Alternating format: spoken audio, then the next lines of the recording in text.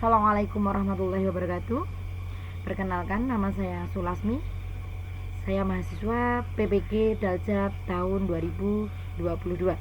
Langsung saja, di sini saya akan menyampaikan sedikit materi, yaitu tentang pergaulan bebas dan larangan berbuat zina. Yang pertama, pergaulan bebas. Pengertian pergaulan bebas yaitu pergaulan bebas adalah salah satu bentuk perilaku menyimpang yang mana bebas yang dimaksud melewati batas-batas norma yang ada. Pengertian pergaulan bebas menurut agama ialah proses bergaul dengan orang lain terlepas dari ikatan yang mengatur pergaulan. Pergaulan bebas tertuang dalam surat An-Nur ayat 30-31 bahwa hendaknya kita menjaga pandangan mata dalam bergaul. Selanjutnya, ciri-ciri pergaulan bebas. Yang pertama, penghamburan harta untuk memenuhi keinginan seks bebasnya. Yang kedua, terjerat dalam pesta hura-hura dengan menggunakan obat terlarang. Yang ketiga, perilaku yang tidak baik. Yang keempat, pakaian terbuka dan lain sebagainya. Penyebab dari pergaulan bebas itu yang pertama, kurangnya perhatian dari orang tua. Yang kedua, penerimaan dalam kelompok. Yang ketiga, kurangnya akidah.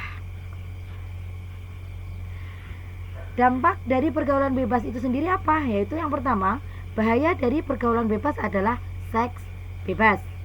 Yang kedua, ketergantungan obat. Yang ketiga, menurunnya tingkat kesehatan. Yang keempat, meningkatkan kriminalitas. Yang kelima, merenggangkan hubungan keluarga.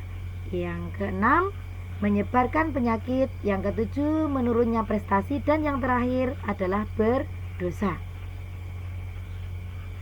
Jenis-jenis dari pergaulan bebas. Yang pertama ada narkoba. Narkoba itu zat-zat yang mengubah mood seseorang atau disebut juga dengan mood altering substance. Seks bebas, hubungan seksual yang dilakukan di luar ikatan pernikahan, baik suka sama suka ataupun dalam dunia prostitusi. Upaya pencegahan pergaulan bebas, apa toh? Upayanya yang pertama, keluarga sebagai sekolah pertama. Yang kedua, sekolah sebagai lembaga pendidikan formal. Yang ketiga, masyarakat sebagai polisi sosial. Selanjutnya, larangan pergaulan bebas dan perbuatan zina yang tertuang dalam Al-Quran. Yang pertama, Quran Surat Al-Isra ayat 32. Pesan yang terkandung dalam Surat Al-Isra ayat 32 yaitu yang pertama, larangan mendekati zina. Dan yang kedua, zina merupakan perbuatan keji dan suatu jalan yang buruk. Yang kedua yaitu Surat An-Nur ayat 2. Isi kandungannya yaitu perintah bagi Allah untuk mendera pezina perempuan dan pezina laki-laki masing-masing 100 kali. Orang beriman dilarang berbelas kasihan kepada keduanya untuk melaksanakan hukuman Allah Subhanahu wa ta'ala. Pelaksanaan hukuman tersebut dilaksanakan dan disaksikan oleh sebagian orang-orang muslim. Selanjutnya, etika pergaulan Islam.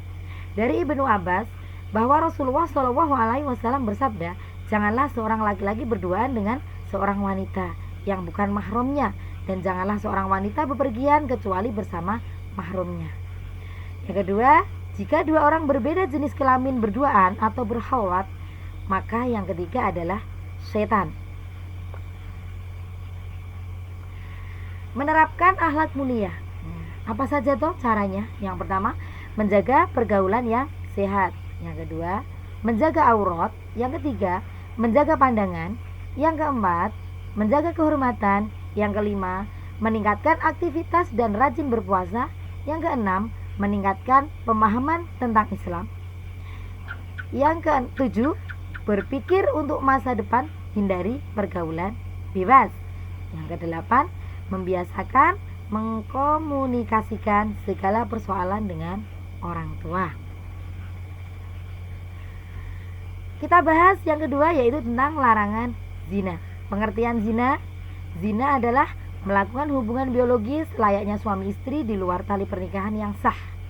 Dalam pandangan Islam, zina merupakan perbuatan kriminal atau jarimah yang sudah dikategorikan hukum hudud, yakni sebuah jenis hukuman atas perbuatan maksiat yang menjadi hak Allah.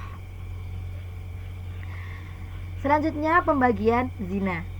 Zina dibagi menjadi dua, yaitu zina muhsan dan zina ghairu muhsan. Zina muhsan yaitu zina yang dilakukan oleh orang yang sudah balik, berakal, merdeka, sudah pernah menikah secara sah. Yang kedua, zina ghairu muhsan, yaitu zina yang dilakukan oleh orang yang belum pernah menikah, atau dengan kata lain pacaran. Hal-hal yang mengarah pada zina. Yang pertama, memandang wanita yang bukan muhrimnya. Yang kedua, menyentuh wanita yang bukan muhrimnya. Yang ketiga, berduaan dengan lawan jenis yang bukan muhrimnya atau berkhalwat dan campur baur antara laki-laki dan perempuan yang bukan muhrimnya. Yang keempat, membuka aurat. Selanjutnya, dampak negatif dari zina. Yang pertama, menghilangkan wibawa dan kesucian diri. Yang kedua, menyebabkan kefakiran materi dan non-materi. Yang ketiga, terserang penyakit mematikan. Yang keempat, mendapatkan laknat dari Allah Subhanahu wa taala dan Rasulnya. Yang kelima, dijauhi dan dikucilkan oleh masyarakat. Yang keenam, nasab menjadi tidak jelas. Yang ketujuh, anak hasil zina tidak dapat dinasabkan kepada bapaknya. Yang kedelapan, anak hasil zina tidak berhak mendapat warisan. Selanjutnya, hukum bagi pezina. Hukum terhadap pelaku zina muhsan ini adalah dirajam atau dilontari dengan batu sederhana sampai mati. Hukuman terhadap pelaku zina ini adalah didera 100 kali dan diasingkan di suatu tempat yang jauh dari manusia dengan jarak sekitar 90 km dari pemukiman umum selama 1 tahun. Masa 1 tahun itu dihitung dari mulai berangkatnya pezina itu ke tempat pengasingan. Caranya, hukuman didera dulu baru dibuang di tempat pengasingan. Nah, mari kita merenung sejenak. Pandangan adalah asal muasal musibah yang akan menimpa manusia. Sebab pandangan itu akan melahirkan lintasan dalam benak.